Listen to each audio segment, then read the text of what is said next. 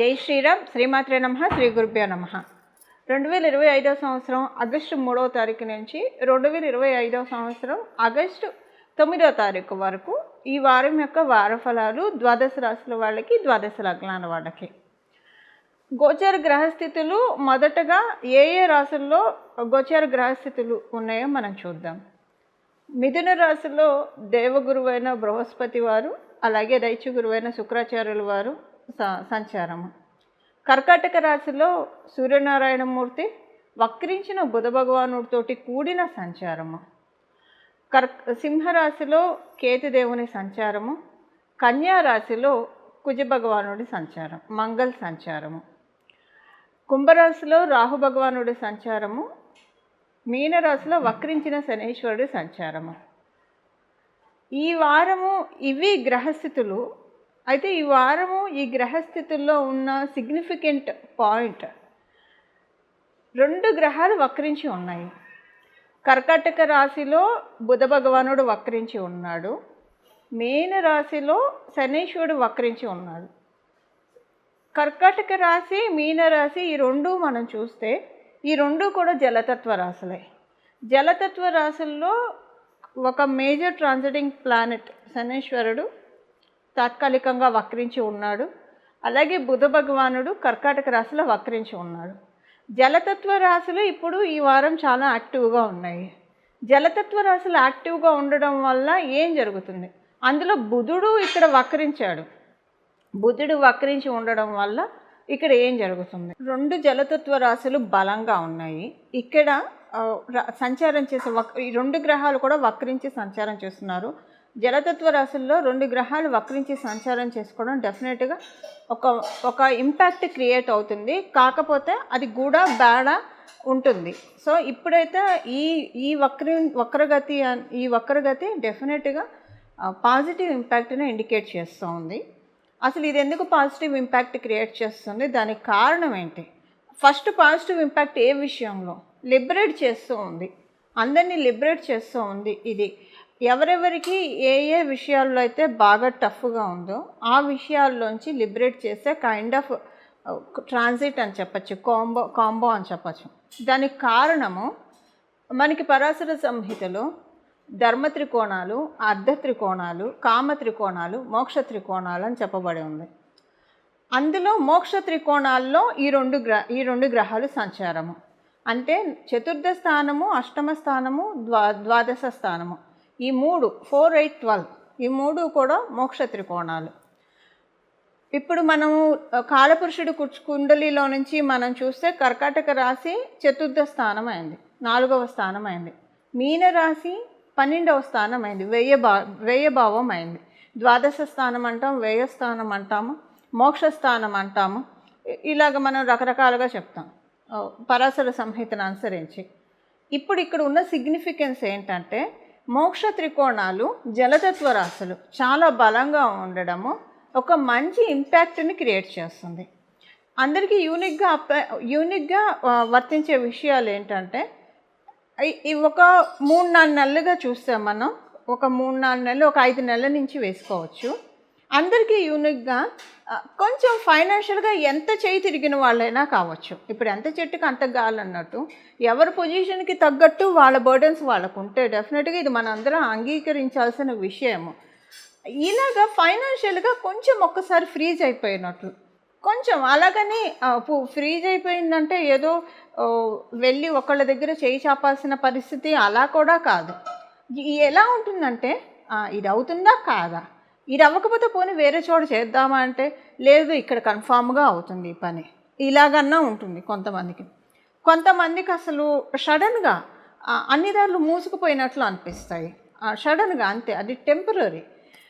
ఇంకొంతమందికి ఎలా ఉంటుందంటే ఉన్న డబ్బులు అనవసరంగా ఖర్చు చేసేసుకున్నాము. ఇప్పుడు ఈ టైంలో ఎప్పుడైనా అంటే బాగా మెచ్యూర్డ్గా ఉన్నవాళ్ళు లైఫ్లో అప్స్ అండ్ డౌన్స్ అనేది కామన్. సో సమస్య లేని జీవితం ఉండదు. సేవింగ్స్ చేసుకొని ఉంటే బాగుండేది. మీరెంత పాజిటివ్ యాటిట్యూడ్ ఉన్న వాళ్ళైనా సరే డెఫినెట్గా ఈ మాట అనుకుంటారు. అంటే టైట్ అని అనుకోకపోయినా ఇలా అనుకుంటారు. ఇది చూశారు. ఇప్పుడు ఫైనాన్షియల్గా అన్కండిషనల్గా ఉన్న సిచ్యువేషన్స్ ఎవరెవరికైతే ఉన్నాయో ద్వాదశ రాశుల వాళ్ళకి, ద్వాదశ లగ్నాల వాళ్ళకి కెరియర్ స్టెబిలిటీ లేకుండా ఎవరెవరైతే బాధపడుతున్నారో వాళ్ళందరినీ అన్ఫ్రీజ్ చేస్తున్నారు. దానికోసమే బచక్రంలో ఈ గ్రహస్థితి చోటు చేసుకుంది. జలతత్వ రాశుల్లో ప్రత్యేకించి మోక్ష త్రికోణాల్లో వక్రించి ఉన్నారు ఇద్దరు. ఇప్పుడు దీని ఇంపాక్ట్ ఒక్కొక్క రాశి వాళ్ళకి ఒక్కొక్క విధంగా ఉంటుంది. అది మనం చూద్దాము. అంటే వారఫలాల్లో భాగంగానే అన్ని మిగతా విషయాలు చర్చించుకుంటూ దీని ఇంపాక్ట్ ఎలా ఉంటుందో మనం చూద్దాము. ఈ వారము ఈ ఇంపాక్ట్ లిబరేట్ చేస్తుంది ఫైనాన్షియల్గా. ఒక్కొక్కరికి ఒక్కొక్క విషయంలో ఇంకా ఎక్స్ట్రా లిబరేషన్ కూడా ఉంటుంది. అసలు అది మీ జన్మజాతకంలో ఉన్నా లేకపోయినా గోచారం మనకు అందుకే ఉంది. గోచారంలో వచ్చే యోగాలు మనకి ఏమంటారు అన్ఫ్రీజ్ చేస్తాయి అన్నమాట. అంటే మన యోగాన్ని ఒడిసి పట్టుకుంటే జన్మజాతకంలో ఉన్నా లేకపోయినా వాటిని మనం తీసుకోవచ్చు. ఇప్పుడు అవేంటో మనం చూద్దాం. కర్కాటక రాశి, కర్కాటక లగ్నంలో పుట్టినాడు. మీ రాశి జలతత్వ రాశి.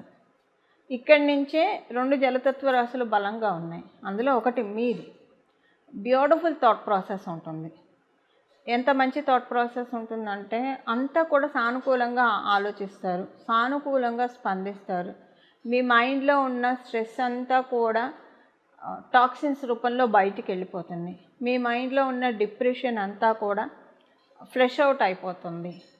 ఈ వారం మీకు పెద్ద బరువు దిగినట్టు అనిపిస్తుంది. తల మీద నుంచి నెత్తిలో ఉన్న జేజమ్మ దిగిపోయింది అని అనిపిస్తుంది. ఏదైతే మిమ్మల్ని టాంట్ చేస్తుందో, ఏదైతే మిమ్మల్ని బాధ పెడుతుందో అవన్నీ కూడా ఇంకా వాళ్ళ డెన్ అవి మార్చుకోవాల్సి వస్తుంది. నెగిటివ్ ఎనర్జీస్ గురించి నేను చెప్తున్నాను. ఏవైతే మిమ్మల్ని లిటరల్లీ ట్రబుల్ చేస్తూ ఉన్నాయో అవన్నీ వాటి డెన్నని స్థావరాలని ఇన్నాళ్ళు చక్కగా తిష్ట వేసుకొని కూర్చొని ఇబ్బంది పెట్టాయి. వాటిల్ని ఇప్పుడు అవి డెన్ మార్చుకోవాల్సి వస్తుంది. వేరే గృహం వెతుక్కోవాలి అవి. సో అవి వెకేట్ చేస్తూ ఉన్నాయి. సో ఈ ఇవాక్యువేషన్ ప్రాసెస్లో మీకు మైండ్ ఎప్పుడు లేనంత ప్రశాంతత మీరు డెఫినెట్గా ఈ వారం నుంచి చూస్తారు. హాయిగా అనిపిస్తుంది, మనసుకి తృప్తిగా అనిపిస్తుంది. ఒక అదృష్టకరమైన సంఘటన కూడా మీరు చూస్తారు. ఉద్యోగస్తులందరికీ ఈ వారము అనుకూలంగా ఉంది. ఉద్యోగస్తులకు అనుకూలంగా ఉంది, కానీ ఉద్యోగస్తులకి ఒక హీట్ఫుల్ మూమెంట్ కూడా ఉంది. ఆర్గ్యుమెంట్స్ జరుగుతాయి వర్క్ ప్లేస్లో. ఇది మీరు ఆర్గ్యుమెంటేటివ్ మోడ్లోకి వెళ్ళకండి. మీకు తెలియకుండా మీరు ఆర్గ్యుమెంటేటివ్ మోడ్లో మీరు సెల్ఫ్ కంట్రోల్ తప్పి వెళ్తే అది మీకు తర్వాత చాలా పెద్దది అవుతుంది. అది మీరు అంటే ఒక కలుపు మొక్కలాగా అవుతుంది. తర్వాత అది చాలామంది మీ మీద ఉపయోగించే అస్త్రం కూడా అవుతుంది. ఇప్పుడు మీరు ఆర్గ్యుమెంట్స్లో మీకు తెలియకుండానే కొన్ని మాటలు వదిలేస్తారు. తర్వాత టైం దొరికినప్పుడల్లా ఈ మాటల్ని పట్టుకొని మిమ్మల్ని ఎత్తి పొడిచే వాళ్ళు ఎక్కువ మంది ఉంటారు. సో మీరు ఎవరితోటి మాట్లాడుతున్నా ఉద్యోగానికి సంబంధించిన విషయాల్లో ఎవరితోటి ఎలా డీల్ చేస్తున్నా అసలు మీ ఉద్యోగమే సపోజ్ మీ ఉద్యోగమే మాట్లాడడం అనుకోండి. అంటే మాట్లాడడం అంటే ఇప్పుడు కొంతమందికి మార్కెటింగ్లో ఉంటారు. సో వాళ్ళు మాట్లాడాలి, 10 మందిని అట్రాక్ట్ చేయాలి. సో వీటిలో నేను చెప్పేది ఏదైనా సరే, లేదా మీ కొలీగ్స్తో మీ ఎంప్లాయర్తో మాట్లాడేటప్పుడు ఉద్యోగపరంగా మీరు మాట్లాడాల్సి వచ్చేప్పుడు జాగ్రత్తగా ఉండండి. 1000 కళ్ళు మిమ్మల్ని గమనిస్తున్నాయి. ఇది ఒక పాయింట్ మీరు క్యాచ్ చేయండి. ఎప్పుడెప్పుడు మీరు దొరుకుతారా అని చూస్తూ ఉన్నాయి. ఏ మాట వదలకపోతారా, పట్టుకోపోతామా అని. దొరక్కండి వాళ్ళకి. ఇది ఉద్యోగస్తులకి చెప్పాల్సిన సూచన. ఇక వ్యాపారస్తులకి చాలా మంచి సమయం. ఇప్పుడు శనీశ్వరుడు మీనరాశిలో ఉన్నాడు. ఇప్పుడు ఇచ్చే యోగము బుధ భగవానుడు శనీశ్వరుడు ఇస్తున్నాడు. మీకు 7th లార్డ్ ఆయన అవ్వడం వల్ల బేసిక్గా మీకు మంచి యోగాన్ని కలిగిస్తున్నాడు. డెఫినెట్గా ఒక మంచి అదృష్టవంతంగా మీ వ్యాపారం సాగుతుంది. ఎలాంటి పెయిన్స్ లేకుండా, టఫ్ పీరియడ్ లేకుండా సాగుతుంది. విద్యార్థినులందరికీ మంచి సమయము. అయితే విద్యార్థినులకి ఈ వారం కొంచెం ఏంటంటే కొంచెం లైట్గా స్ట్రెస్ ఎక్కువైపోయి తలకాయ నొప్పి ఇలాంటివి రావడానికి ఛాన్సెస్ ఉంది. అంతవరకు మాత్రమే. ఇంకా మిగతా అందరికీ కూడా చాలా బాగా ఉంది. సీనియర్ సిటిజన్స్కి అందరికీ కూడా చాలా బాగా ఉంది.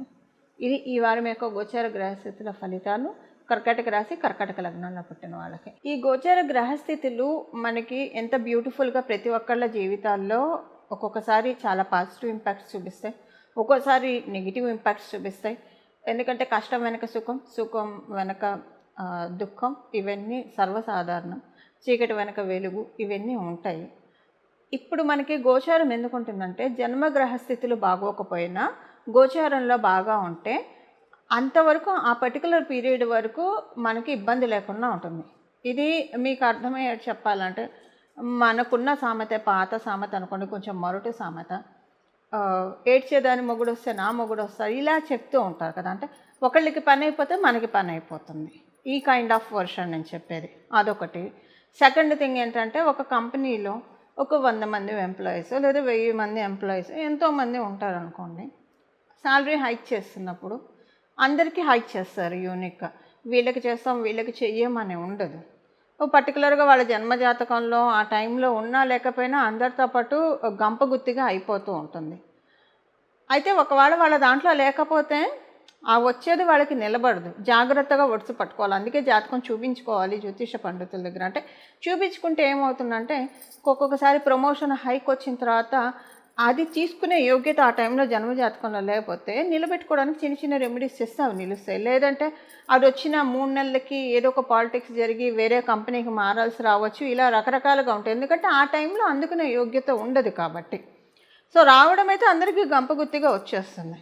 అలానే ఇప్పుడు గోచారంలో కూడా మనకి గ్రహదేవతలు అందరికీ గంపగుత్తిగా మనకి యోగాల్ని ఇస్తుంది, అవయోగాలను కూడా ఇస్తుంది. రెండింటినీ ఇస్తాయి. యోగాలు అయితే మనకి యాక్టివేట్ చేసుకోవడానికి ఒకవేళ మన జన్మజాతకంలో ఇప్పుడు అనుకూలంగా లేదనుకోండి, వీటిని యాక్టివేట్ చేసుకోవడం వల్ల వాటి వల్ల ఇంపాక్ట్ మనకంటే తర్వాత అది మనకి చేజారకుండా మన చేతుల్లోనే ఆ యోగాన్ని మనం పట్టుకోవచ్చు కొంత పర్టికులర్ పీరియడ్ ఆఫ్ టైం వరకు. అలాగే ఒకవేళ అవయోగాలు అయితే దాన్ని స్కిప్ చేయడానికి పరిహారాలు చేసుకోవాలి. పరిహారాలు అందుకే మనం చేసుకోవాలి. ఇప్పుడు ద్వాదశ రాశుల వాళ్ళు, ద్వాదశ లగ్నాల వాళ్ళు ఏ పరిహారం చేసుకోవాలో మనం చూద్దాం. ఇప్పుడు గోచారంలో ఉన్న గ్రహదేవతలు మనకి జలతత్వ రాశుల్లో ఉంటే లిబరేట్ చేస్తూ ఉన్నాయి మనకున్న సమస్యల నుంచి. దీన్ని మనం ఒడిసి పట్టుకోవాలంటే 2 రెమెడీస్ చేయాలి. ఈ 2 రెమెడీస్, ఒకటి ప్రాక్టికల్ రెమెడీ, ఒకటి ఆధ్యాత్మిక పరంగా ఉన్న రెమెడీ. మొదట మనం ఆచరణలో చేయాల్సిన అంశం మనం చూద్దాం. ప్రాక్టికల్ రెమెడీ మనం చూద్దాం. అసలు ఎప్పుడు కూడా ఇది మనం పాటించాలి. ప్రత్యేకించి ఈ వీక్ వాటర్ కన్జంప్షన్ చాలా జాగ్రత్తగా వాడాలి. ఒక గాజు బొమ్మ మనం ఎంత ఉంటే ఒక కాస్ట్లీ గాజు బొమ్మ మన ఇంట్లో ఉంటే దాన్ని తుడిచేప్పుడో లేదా అటు నుంచి ఇటు ప్లేస్ మార్చేప్పుడో ఎంత కేర్ఫుల్గా మనం హ్యాండిల్ చేసి ఇంకో చోట పెడతామో గోచారంలో వచ్చే యోగాలు అలాంటివి. అస్సలు మీరు ఏమరపాటుగా ఉండకండి.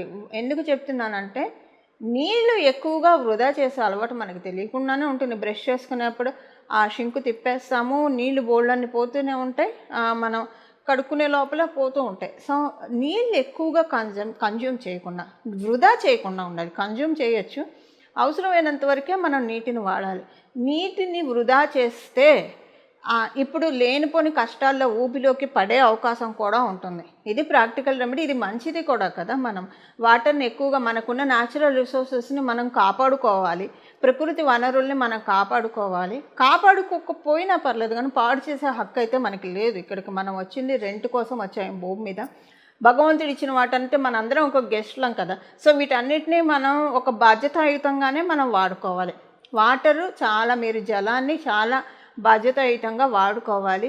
ఈ వారము అసలు ఎప్పుడు కూడా ఇది ఈ వారం నుంచి మొదలుపెట్టి ఇంక ఇదే. ఒకవేళ మరీ ఎక్కువగా వాడకపోయినా మనకి తెలియకుండా మనం జాగ్రత్తగా వాడుకునే వాళ్ళమని మనకు తెలియకుండానే కొంచెం వృధా చేస్తూ ఉంటాం. సో ఎక్కడ వృధా చేసుకుంటున్నామో అటెన్షన్ పే చేసి మ్యాక్సిమం వాటర్ వృధా కానియకుండా ఇక్కడి నుంచి ఇంక ఇది కంటిన్యూ చేస్తూ ఉంటే ప్రకృతికి మనకి మనం తోడ్పాటును అందించిన వాళ్ళం అవుతాము. సైడ్ బై సైడ్ మనకి బ్లెస్సింగ్స్ కూడా నేచర్ నుంచి వస్తాయి. ప్రకృతికి మనం ఎప్పుడైతే తోడ్పాటును అందిస్తామో డెఫినెట్గా నేచర్ కానీ దేవుళ్ళు కానీ మనం రవ్వంతో ఏం చేసినా సరే ఇది మళ్ళీ మన కోసమే, మన ఫ్యూచర్ జనరేషన్స్ కోసమే. ఇదేం భగవంతుడి కోసం కాదు. అయినా మనం ఇలా చేస్తే భగవంతుడు కావచ్చు, నేచర్ కావచ్చు, మనం వాళ్ళకి ఏం చేస్తే దానికి 10 మనకి చేస్తారు. వీలుంటే ఇక్కడ ఇది ఒకటి చేయాలి. సెకండ్ రెమెడీ ఏంటంటే మీకు వీలుంటే కనుక చెట్లని నాటండి. ఎక్కడైనా సరే మొక్కల్ని నాటడానికి ప్రయత్నించండి. మీకు ఎక్కడ వీలు కుదిరితే అక్కడ మొక్కల్ని నాటడానికి ప్రయత్నించండి. ఉదాహరణకి మీకు మొక్కలు నాటడానికి అవకాశం కుదరకపోతే, అంటే మీకు ప్లేస్ చిక్కకపోతే ఇంట్లో అయినా ఒక మంచి కుండీలో తెచ్చి ఒక ప్లాంట్ని పెట్టుకోండి. లేదా అసలు మీకు అవకాశం లేకపోతే మొక్కలు నాటినా నాటకపోయినా ఇప్పుడు మనం తెలుసుకోబోయే ఈ నామాన్ని జపించండి. ఈ నామాన్ని జపించడము నీటిని సద్వినియోగం చేసుకోవడం, దుర్వినియోగం కాకుండా మన ఇంట్లో వాళ్ళు కావచ్చు, మనం కావచ్చు, దుర్వినియోగం చేసుకోకుండా, నిరుపయోగం చేసుకోకుండా జాగ్రత్తగా ఉండడము. అలాగే మొక్కల్ని నాటితే చాలా మంచిది. ఈ వీక్ మొక్కల్ని నాటి మనం ప్రకృతికి ఎంత తోడ్పాటును అందిస్తే అంత మనకి. అంటే మొక్కలు ఎందుకు నాటుతాము? ఆక్సిజన్ కోసం, ఊపిరి పీల్చుకోవడానికి. మన జీవితంలో ఊపిరాడని సిచ్యువేషన్స్ మనం చూస్తూ ఉంటాము, అందరూ చూస్తూనే ఉంటారు, ఎవరు దీనికి అతీతులు కాదు. అలాంటి సిచ్యువేషన్స్, అలాంటి పరిస్థితులు మనకి రాకుండా ఎప్పుడు మనం అమ్మయ్యాను ఊపిరి పీల్చుకునే విధంగా మన జీవితం కొనసాగాలి అంటే ప్రకృతికి మనం వీలైనంత వరకు తోడ్పాటును అందించాలి. ఇప్పుడు దీనికి రైట్ టైం, ఎప్పుడూ దానికి రైట్ టైం. మంచి పనికి ఎప్పుడు సర్వకాల సర్వావస్థలు మంచివే. ప్రత్యేకించి ఒక మంచి అమృత గడియలు అనేవి ఉంటాయి మనకి. ఇప్పుడు మొక్కలు నాటడానికి అమృత గడియలు అంటే నమ్మండి. చక్కగా నాటండి మొక్కలు, మంచి పని చేద్దాము, శ్రీకారం చూడదాము. మొక్కలు నాటిలా మీరు ఈ నామాన్ని జపించుకుంటే ఇంకా మంచిది. నాటిన వాళ్ళు ఖచ్చితంగా ఈ నామాన్ని జపించుకోవాలి. ఆ నామం ఏంటో మనం ఇప్పుడు చూద్దాం. గంగాధరాయ నమః, గంగాధరాయ నమః, గంగాధరాయ నమః. ఈ నామాన్ని మొత్తం జపిస్తూ ఉండండి. మీరు రాత్రి పడుకునేప్పుడు మర్చిపోకుండా దీంతో పాటు గంగానది గంగానది గంగానది అని చెప్పుకుంటూ పడుకోండి 3 సార్లు, ముమ్మార్లు. ఉదయాన్నే లేస్తూ మొదట గణపతిని తలుచుకోవాలి. గజాననాయ నమః, గజాననాయ నమః, గజాననాయ నమః. ఎందుకంటే మొదట పూజ్యత ఆయనకే కాబట్టి. తర్వాత ఉదయాన్నే లేస్తూ కూడా మీరు మంచం మీద కూర్చొని చెప్పుకోవచ్చు, గంగానది గంగానది గంగానది. ఇది మనకి శివపురాణంలో ఉన్న విషయము. ఎవరైతే రాత్రి పడుకునేప్పుడు శివనామస్మరణం మనం చేయాలి, ఉదయాన్నే లేస్తూ హరినామస్మరణం మనం చేయాలి. దాంతోపాటు గంగానదిని రాత్రి పడుకునేప్పుడు, ఉదయం లేచేప్పుడు ఎవరైతే స్మరిస్తారో వాళ్ళకున్న అన్ని పాతకాలు నశిస్తాయి. అంటే మన సిన్స్ అన్నీ కూడా కరిగిపోయి మనము మంచి డెవలప్మెంట్ మోడ్లోకి వెళ్తాము. అలాగే మన చేత ధర్మకార్యాలు, పుణ్యకార్యాలు, దేవకార్యాలు భగవంతుడు మనని నియమించి మన చేత చేయిస్తాడు అనడంలో ఏమాత్రం సందేహం లేదు. ఈ నామాన్ని రాత్రి పడుకునేప్పుడు గంగానది గంగానది గంగానది, ఉదయాన్నే లేస్తూ కూడా ఈ నామాన్ని జపించడం. అలాగే ప్రతిరోజు కూడా గంగాధరాయ నమః, గంగాధరాయ నమః, గంగాధరాయ నమః అనే నామాన్ని జపించి మనమందరం కూడా గంగాధరుడు శశిశేఖరుడైన పరమశివుడి యొక్క కృప వల్ల జలతత్వ రాశులు బలంగా ఉన్నాయి కాబట్టి ఎప్పుడు నిత్యం ఆయన నెత్తిన ఉన్నంత జలం ఎక్కడ ఉండదు. సో ఆకాశ గంగనే ఆయన జటాజూటంలో బంధించాడు. ఇక్కడ మనం జలతత్వ రాశులు అంటే ఆయన జటాజూటమని నా భావన. మనం ఇలాగ స్మరిస్తే కనుక చాలా చక్కటి ఫలితాలు వస్తాయి. ఇలా మనమందరం కూడా గోచారం ఇచ్చే యోగాల్ని ఒడిసి పట్టుకొని మన జీవితాన్ని ప్రశాంతంగా, నిర్మలంగా, సుసంపన్నం చేసుకోవాలని చెప్పి మనందరి తరఫున నేను కూడా భగవంతుని ప్రార్థిస్తూ మంగళం. నమో భగవతే వాసుదేవాయ.